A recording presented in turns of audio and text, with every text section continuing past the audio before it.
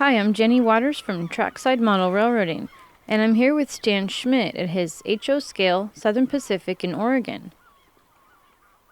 Stan, could you tell us a little bit about your railroad? This is my idea of Southern Pacific in Oregon.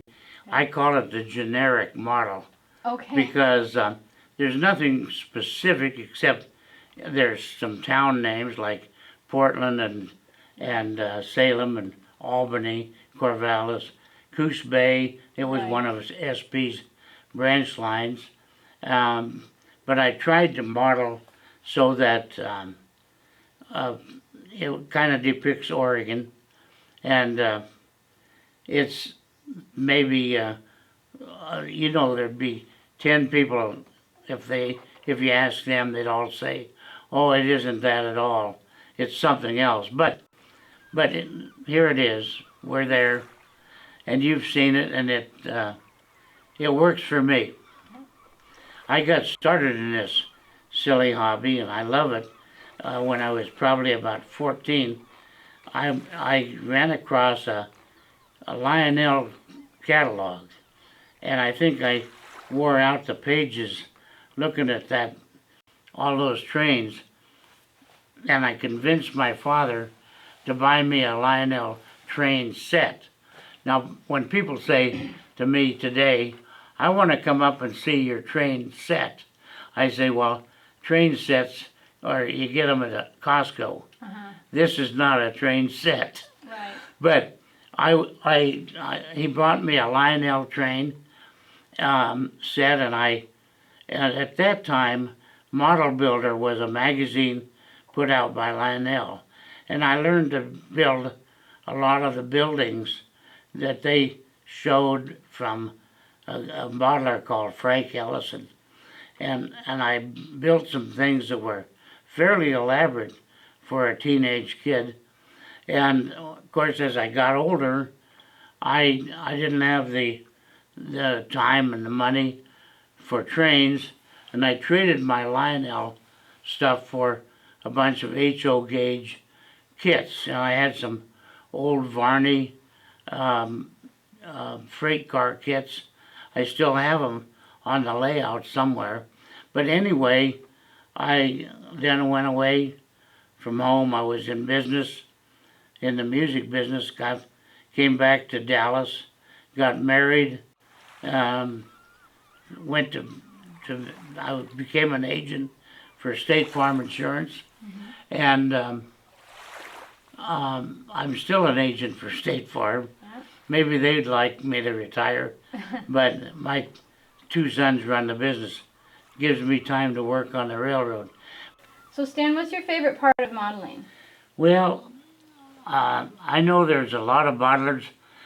All they want to do is run a train. They don't care if there's any ballast or on the track or any scenery at all. Trains is it. But I'm more into the scenery.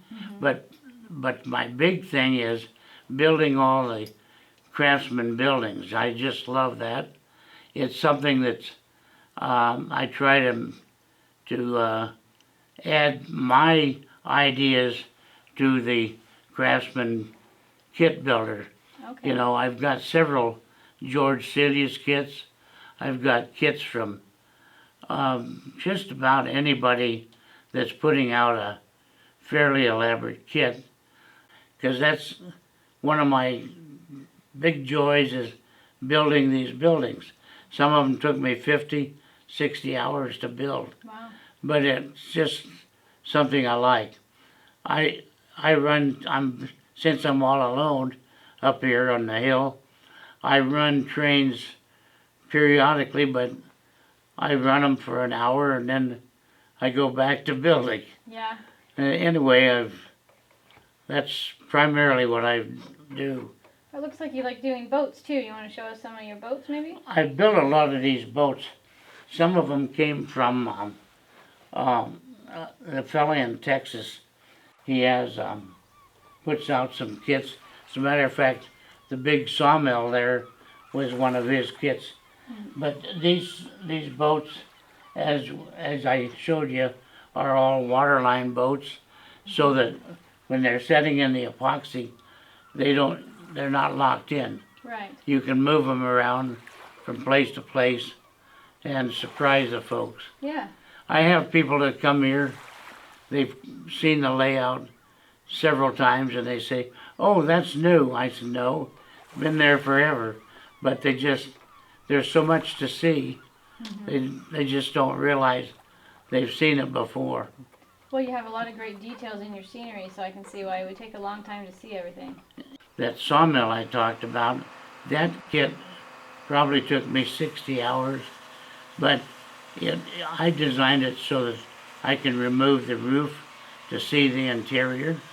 I also designed the roof, made the roof from different kinds of material, like corrugated metal, because I like the etched metal effect, and so that's the way it is. That's my favorite part. I like to do things with lighting and things like that, so fun. So the roof on that is really realistic. What's your process in making that? What I do is I take Campbell scale corrugated metal and cut it into size of sheet metal roofing, and I use Archer etching, which is something you buy. It's used to etch circuit boards, and you buy it from Radio Shack, and I don't know if it's even available. There's other types of acid products you can use, but you place 4 or 5 of these little parts in that acid, and you wait until they start to boil, and they take on a rusty and like an old sheet metal roof. But you better get them out of there before 10 seconds or they completely burn up. Wow, okay. Sounds exciting. That's my favorite part. So Stan, for your scenery base, is it a plaster hard shell or? We use a lot of different methods.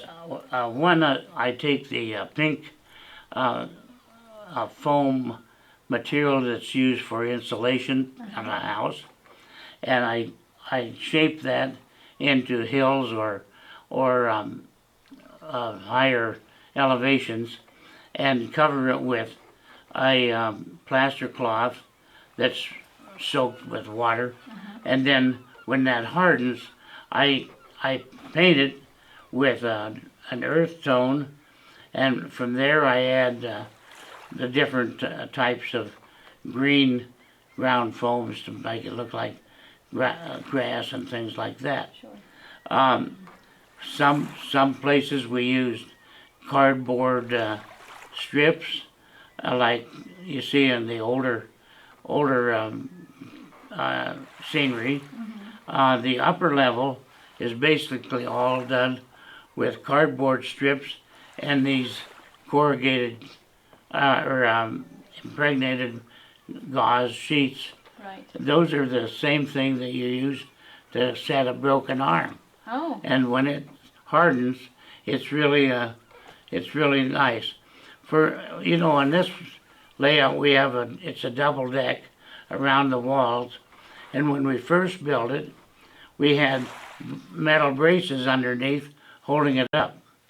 And I said to my right hand, a man, Bill, he was a guru, and I said, "Bill, I don't like the looks of those metal braces." And he says, "I don't either." And so about a week later, I came back in to the shop, and he says, "You see any metal braces?" "No." You know what he did? He turned them upside down and covered them with the scenery. Right. And they're there, but no one can see them. That's good. It's just pretty amazing. He was he said, "What do you want to do today or this week?" So I'd sketch out a couple of ideas, and he was able to do it. He was very talented. He built a lot of the rock walls that you see, because when he was in the building business, he used large rocks to build a fake front on a house. Mm-hmm. He says, I can do that. And he did a lot of that stuff. He built that trestle in the corner from a jig that I gave him. I said, here's how you do it. And I really wanted it so I could remove it, but he built it in place, and it's not going anywhere. Right. But we had a geologist from one of the colleges come here one time to see the trains, and he asked me where we got the idea for those rock formations in the corner where the trestle is. And I said, we just, if you go to Madras or down through from Madras to Bend, you'll see a lot of that same rock formation. And that's on the way, in my layout, it's on the way to Klamath Falls. Mm-hmm. So we were able to use modeler's license, you know. So and he said, looks good to me. Oh, that's good. But if a geologist says that, it must be right. I have probably, since I started building this layout in 2001, we've had around 600 or 700 people come through and see it. The newspaper publisher put an ad in the local weekly. We had over 225 people on a weekend for an open house. Wow, that's a lot. And we managed to accommodate them all by staggering the time they could come up. If you notice, there's a lot of cars and people, and I have two great-grandsons that are 6 and 8. They like to come in here, but they aren't so interested in seeing trains run as they are interested in taking the cars and running them around on the roads. Yikes, yeah. Yep.